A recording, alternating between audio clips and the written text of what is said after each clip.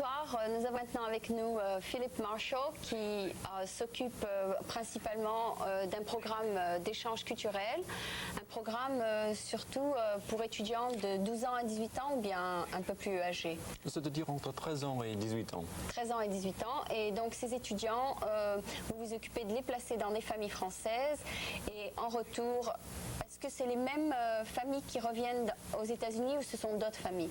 Non, pas forcément les mêmes familles. C'est-à-dire que les étudiants américains qui vont en France, ils vont dans les familles françaises, mais les familles françaises qui les reçoivent ne sont pas forcément les mêmes familles qui reviennent ici. Exactement. Et qu'est-ce que donc la famille qui les reçoit a en échange s'ils ne reviennent pas ici? C'est-à-dire si la personne qui les reçoit ne vient pas nécessairement aux États-Unis l'année d'après ou la même année, qu'est-ce qu'ils ont en échange? Le plaisir d'accueillir quelqu'un? C'est seulement pour le plaisir de rencontrer quelqu'un d'un autre pays, d'apprendre un peu la langue, d'apprendre... Vous dire, lui, il apprend le français et eux, ils apprennent un peu l'anglais, Exactement, peut-être? oui. Oui, c'est un échange dans ce sens-là. D'accord, et donc lui, il va essayer plutôt de parler français lorsqu'il est là-bas, mais il va peut-être leur parler en anglais un petit peu. C'est-à-dire que pour les Américains qui vont en France, oui. Ils vont principalement pour apprendre le français, pour continuer à s'améliorer en français. Et la famille qui les reçoit? La famille qui les reçoit n'est pas forcément une famille qui parle français, qui parle anglais, pardon. D'accord. C'est-à-dire que... Donc, qu'est-ce qu'ils vont recevoir en échange? C'est-à-dire d'avoir juste simplement le plaisir de recevoir? C'est le plaisir de rencontrer quelqu'un de l'Amérique, de faire des connaissances, oui, de changer des idées, quoi. Oui, d'accord. Et donc, ce qu'ils leur donnent, c'est donc une chambre peut-être, ou un lit? Oui, c'est-à-dire qu'ils les reçoivent comme vraiment... ils font partie de la famille. D'accord. C'est-à-dire... Ils peuvent même dormir deux dans la même chambre. Dans la même chambre, oui. D'accord. Oui, c'est-à-dire que si un étudiant de 15 ans, un étudiant américain qui va en France, il devient vraiment... un membre de la famille. Exactement. Oui, et est-ce qu'il paye donc tous ses frais, j'espère? Enfin, il paye sa nourriture? Non, c'est-à-dire que les étudiants américains qui vont en France et les Français qui viennent ici, ils paient les frais de transport, ils paient pour les assurances, tout ça, mais les familles les reçoivent complètement gratuitement. Ah d'accord, donc oui, ils les nourrissent? Ah bien sûr, oui. Oui, parce que moi, si je suis une famille française, je reçois un Américain. Bon, je le nourris pendant un mois et en échange, je voudrais peut-être que mon enfant irait en Amérique. Oui, ça arrive. D'accord. Oui, ça peut arriver, mais je veux dire que c'est pas forcément comme ça. Exactement. C'est pas forcément comme ça. Et en général, vous occupez de combien d'étudiants par été ou par an? C'est-à-dire pour l'organisation américaine, il y a d'habitude 2000 étudiants américains qui vont en France. Et à San Francisco? À San Francisco, ça dépend de l'année. Pour cette année, on attend à peu près 150 étudiants français qui vont venir ici. Et donc vous occupez de leur trouver un endroit où rester? Exactement. Pour moi, c'est vraiment trouver les familles américaines qui voudraient recevoir des étudiants français. D'accord. Et donc, lorsque vous vous occupez de ces 150, peut-être même 100, ou peut-être, mais est-ce que c'est quelqu'un d'autre en France qui s'occupe de placer ceux qui vont partir des États-Unis? Ah oui, bien sûr. Il y a beaucoup de gens en France qui font ça. C'est-à-dire que nous avons des coordinators. Moi, je suis un coordinator. D'accord. Et dans chaque État ou chaque ville ou chaque province ou chaque département, il y a quelqu'un qui s'occupe de ça. Et maintenant, il y a beaucoup de coordinators en France qui cherchent des familles françaises pour nos Américains.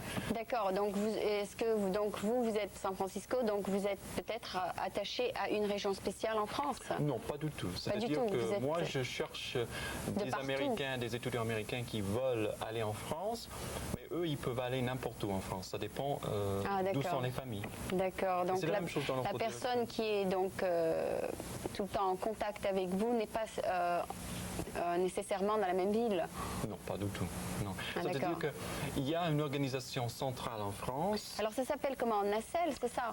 En français, c'est Échange culturel NACEL. Et puis ici, nous disons NACEL Cultural Exchanges. Okay. Et ça, c'est l'organisation américaine. Et peut-être je dois expliquer un peu en anglais cela pour que les Américains qui écoutent peuvent comprendre, bien sûr. Exactement.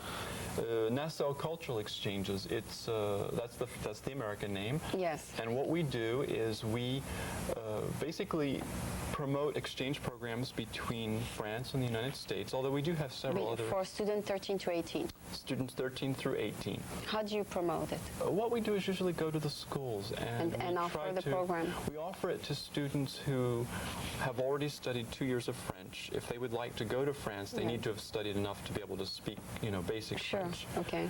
Then what we do is for the French students coming here, we look for American families. Now, the American families obviously don't have to speak French. In fact, if they don't speak French, that's fine. Okay, because, of course. So the French kids are here to learn English. That's right. So that's perfect. Okay. So what we do is we look for students in the schools that would be interested in going. We also look for students who would be interested in having French kids come here. And we also look for American families who have absolutely nothing to do with France and who have space. Who just have space and would like the experience of being able to meet somebody from a foreign country. And do you make sure that they have maybe somebody of the same age in the same household? We really prefer that there's somebody of the same age. If there's not someone, a student or a child of the same age, a teenager, yes, what we look for is maybe a neighbor or a relative that lives nearby, somebody that the student would have everyday contact with. Yeah, that is very important. We don't want them to be bored to tears, Yes, and be with maybe somebody that's 60-year-old all day. Yes, right. You want. We have nothing against 60-year-olds. It's just that we. No, but it's just that we would like the student to be able to feel that there was somebody their age that they could relate to and make friends with. And also go visit places with. Sure. And find out what it's like to be an American. That's what the French kids want to do. Is they want to find out what is American life like. And same with Americans. It's the same with Americans that want to go to France. They want to find out what real French life is about.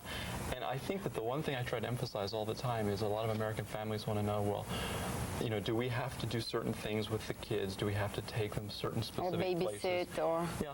I think what's really important to remember is every American family is different, and there's no real definition of what is the American family. No, I mean, they should be cooperating as much as they could, do the dishes once in a while maybe. Oh, sure. Okay, like if they're a member of the family. And when you go visit them, what is the cost usually? So the round-trip ticket could be from 600 to 1,000? For the Americans that go over to France this year, the cost of the air transportation and the insurance, which we have to have, which is medical. Emergency return in case of something happen. Right, if they get homesick or sick or have an accident. The chaperones and all the transportation within France and everything. It's about $1,400 for the whole program. It's reasonable for 1 month? For 1 month, yeah. I think that's good. It's actually the best price among all the organizations. French franc is set for 6 francs to $1, right? Something like that, yeah. Okay, 6 times 14, I would say. So it's about 100 francs. 100 francs, yeah, something like that, yeah. Okay, and is it the same cost also to come in? I mean, the other way? It's the same cost in both directions, right. How many students you have this year, for example? Right now, we've gotten a lot of applications from France. I don't know how many we're going to have by the time summer comes, but we're hoping to place several hundred in the Bay Area, in all the Bay Area. That many. So you do need volunteers. We do need volunteers. We need families that would be interested. If somebody looked for Nacelle, are you in the phone book? Because we're a nonprofit organization, we're listed in Duluth, Minnesota, which is where our headquarters are. But not here. So what they need to do is contact their local coordinator. Now there's a local coordinator in San Francisco. That's me. How do people know you exist? I mean, to contact you. I mean, are you advertised in any newspaper? We really don't advertise. Usually we just do it through schools. Okay, and everybody has your brochure or something like this? Sure. We go through other nonprofit organizations. We're nonprofits. Part of the money they put in goes toward the printing of the brochure? Yeah, that's true. $100, let's say, is for the printing cost and maybe a promo cost? I absolutely have no idea how much the printing costs, but and you are a volunteer too? Yes.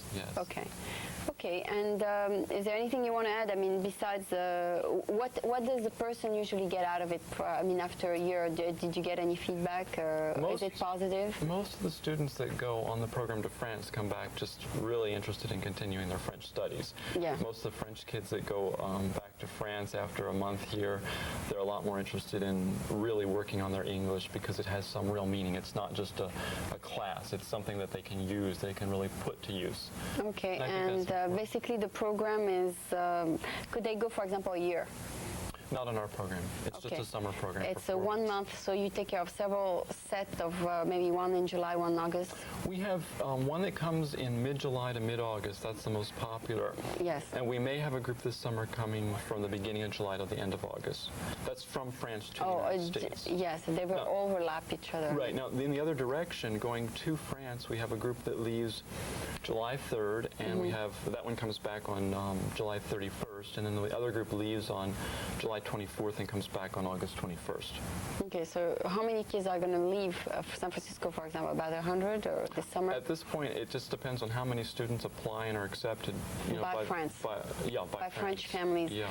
And usually they go in the same plane? I mean, it's like do you have like a special? We charter with Air France. We have special arrangements, and Air France provides charter flights. So the students go from San Francisco to an intermediate city. It's usually maybe Denver or Chicago, and then they get on the Air France charter with all the other students, and they all go to Paris. So they give you like a discount rate because it's a group.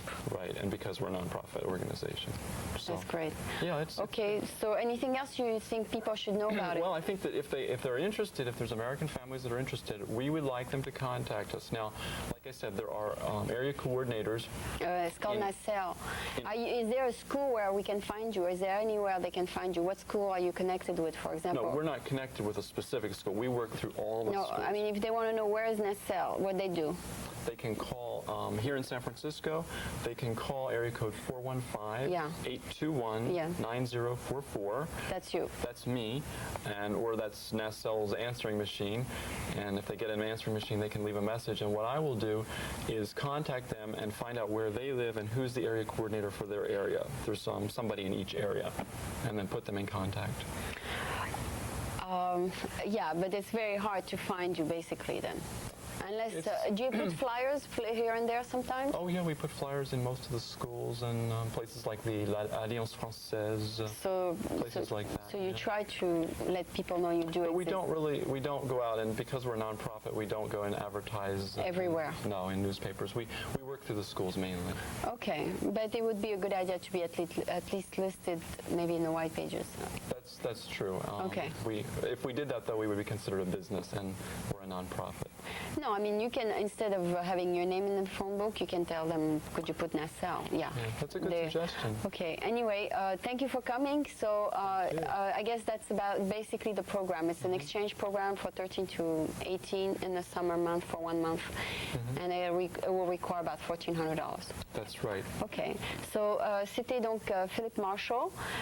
Philip is the coordinator and is also a volunteer, and he takes care of the students who are coming from France. And for the students who are going to France, they have a coordinator in France who takes care of it. So thank you very much for being here. Thank you.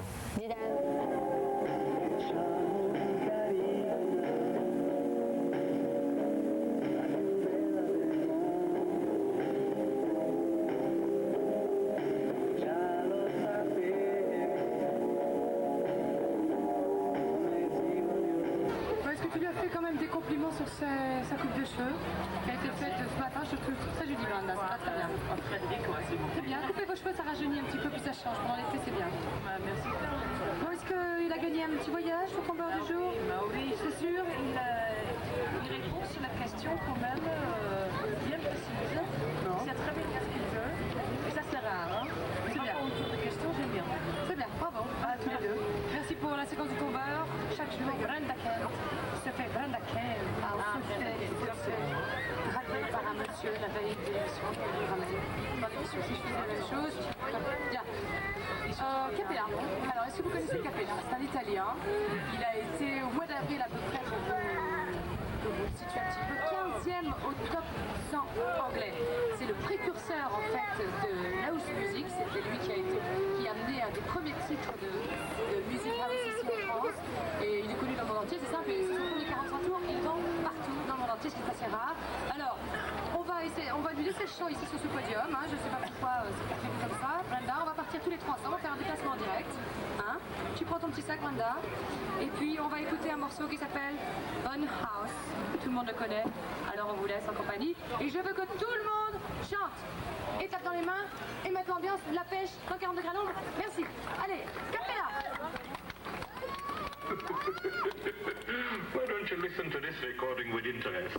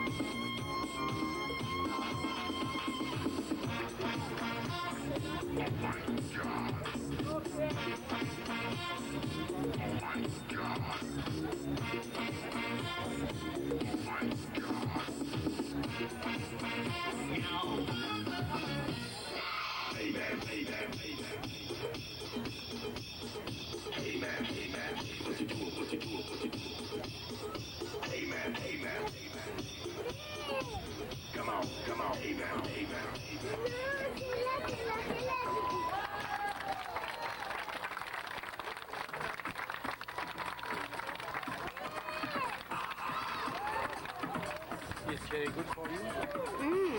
Yes. He didn't sing, il n'a pas chanté du tout, mais c'était la musique surtout. Elle a fait une faute, elle aurait dû chanter avec lui. Bien sûr, chez vous, c'est-à-dire c'était Voilà, exactement. C'est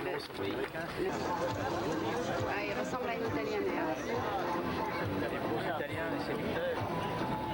Faut se procurer une réponse. Vous en avez beaucoup en Amérique. Un peu partout en Oui, il y a beaucoup d'Italiens, oui. étrangers aussi.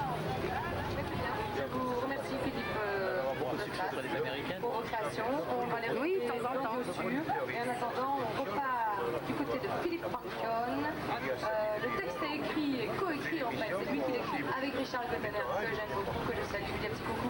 Pourquoi il regarde 40 degrés à tous les jours, comme il l'a dit la dernière fois. Et ça s'appelle Archi Fou, comme Gottener et comme Pancione.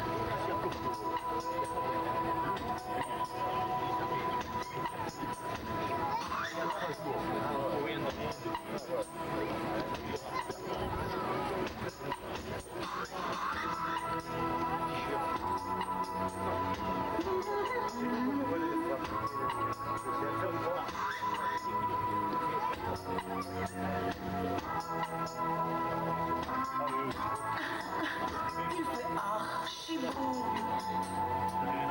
archi très très chaud. Moi sur mon matelas, toi dans ton maillot. C'est beau, c'est chaud, c'est fou. Ça m'a pris d'un coup, ça m'est tombé dessus. J'avais pas prévu les flots, les bateaux, le vent, tout en même temps. Je suis d'ores et déjà archi fou. Toi, quatre coups de dos roulant sur ta peau font comme un bijou au creux de ton dos. J'ai pas vu tes yeux, j'ai vu que du bleu. Mais ce petit maillot m'a foutu la feu. Oh, c'est chaud, archi chaud, c'est fou, ça m'a pris d'un coup. Je suis d'ores et déjà archi fou de toi. Archi fou de ta peau dorée, voir défaillir. Oh, déchaîné, sans pouvoir crier, sans pouvoir te dire. Oh, je te donne tous mes jours, mais comprends, je veux l'amour.